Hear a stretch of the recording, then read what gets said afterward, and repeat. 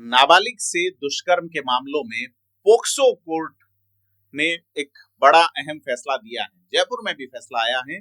बात करेंगे जालोर में दिए गए फैसले के बहाने कि अगर नाबालिग की कंसेंट है यानी कि उसकी सहमति है तो भी सहमति कोर्ट के अनुसार माने नहीं रखती। जयपुर में भी फैसला आया है और जालोर में भी। तो जालोर का मामला घर से भागी 14 साल की नाबालिग का है, जिसपे परिचित युवक ने उसे पहला फुसलाकर उसके साथ दुष्कर्म किया। वो प्रेग्नेंट हो गई। पोक्सो में केस दर्ज हुआ, लेकिन नाबालिग ने युवक को बचाने के लिए दूसरे युवक पर रेप का आरोप जड़ दिया। ऐसे में डीएनए सैंपल से जो है वो जांच करवाई गई है। ऐसे में ये साफ हुआ है कि नाबालिग ने जिस पे आरोप लगाया था वो गलत था और जो व्यक्ति जिसके इशारे पे आरोप लगाया था उसे 20 साल के कारावास और 50,000 रुपए के जुर्माने की सजा सुनाई गई। नमस्कार, मैं प्रदीप हूँ, आप थिंक 360 देख रहे हैं।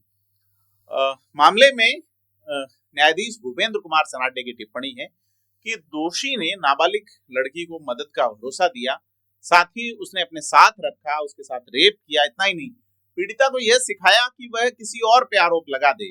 डीएनए रिपोर्ट से साफ हो गया है कि युवक ने नाबालिग लड़की के साथ शारीरिक संबंध बनाए और उसे प्रेग्नेंट किया। उसका अपराध गंभीर प्रवृत्ति का है। 20 साल की सजा, 50,000 का जुर्माना। विशिष्ट लोक अभियोजक रणजीत सिंह राजपुरोहित ने इस मामले की जानकारी दी और कहा 2 मई 2024 को लड़की और उसकी भाभी बिना बताए चली गई थी। नाबालिग के पिता ने जालोर एसपी को रिपोर्ट दी और भादराजून थाने में इसकी रिपोर्ट दर्ज हुई थी। मनमुटाव के बाद, पिता से मनमुटाव के बाद ये लड़की और उसकी भाभी अहमदाबाद चले गए थे, गुजरात में। वहां जाके दोनों काम की तलाश करने लगी। इस दौरान उनकी मुलाकात एक युवक से होती है। युवक के साथ वो कुछ दिन रहती हैं। इसके बाद वो युवक और उसकी भाभी दोनों उस नाबालिग को छोड़ के चले जाते हैं। तो नाबालिग 10-15 दिन अहमदाबाद में भटकती रही। इस दौरान उसकी मुलाकात एक नवीन जोगी नाम के युवक से होती है। नवीन उसे मदद का भरोसा दिलाता है और अपने साथ ले जाता है। 3 महीने में वह कई बार लड़की के साथ दुष्कर्म करता है और पुलिस जो है वो 4 जुलाई 2024 को अहमदाबाद से इस लड़की की भाभी को डिटेन कर लेती है, लेकिन वह नाबालिग नहीं मिलती। और बाद में नाबालिग गुजरात के कच्छ में एक दरसड़ी गांव में मिलती है और जो नवीन जोगी है वो भी डिटेन हो जाता है। अब उनको 2024 में 14 अगस्त को राजस्थान लाया जाता है। नाबालिग ये कहती है कि वो और उसकी भाभी दोनों काम की तलाश में अहमदाबाद गए थे। नवीन से मुलाकात हुई और नवीन के साथ वो खेती का काम करने लगी, वहां खुश थी।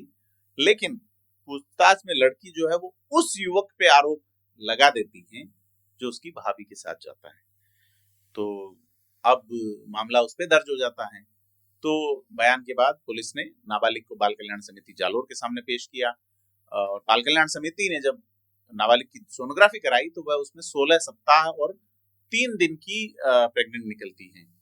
तो पुलिस जो है वो सही दोषी का पता लगाने के लिए कोर्ट के आदेश पे दोनों युवकों का डीएनए टेस्ट करवाती है और डीएनए जो है वो नवीन से ही मैच होता है और उसका लड़की का एक जोधपुर के एक अस्पताल में गर्भ समापन करवाया गया एमटीपी एक्ट के तहत और आरोपी जो है वो नवीन जोगी को ही माना गया। कोर्ट में पुलिस ने चालान पेश किया और 13 गवाह पेश किए। इसके बाद जो है आरोपी को सजा सुनाई गई है। तो इस मामले में यह है कि बच्ची अगर नाबालिग है तो कंसेंट का कोई आशय नहीं है। तो ये एक अच्छा रिमार्केबल फैसला है। ऐसा ही फैसला जयपुर जिले में भी आया है।